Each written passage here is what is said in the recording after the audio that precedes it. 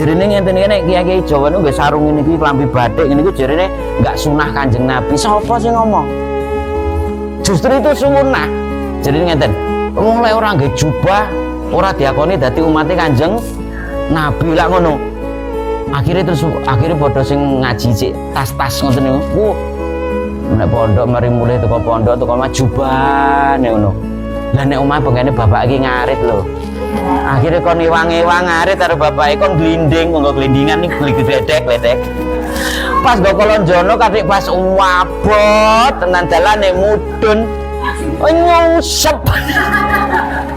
Keseripet coba itu budaya, bukan isi agama, budaya Arab kono.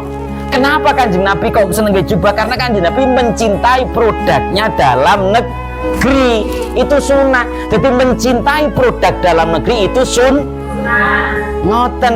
Nek nek jubah nang iso ndukur. Akhirnya mlebu rene karo para wali songo mandhap para kiai niku nek Jawa lek ngono, wah macul-macul susah iki. Apa nek lek gamis nggih cadar matun. Wadah. Ruwet nyungsep tenan kuwi kok.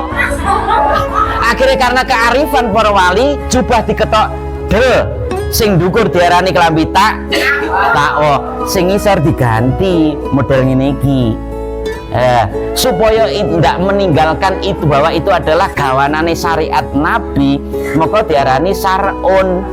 Gini Jawa ora ana huruf ain, sing ana huruf ain un, enggak ana sing ana huruf ngo. Harmoni sarun sarengung.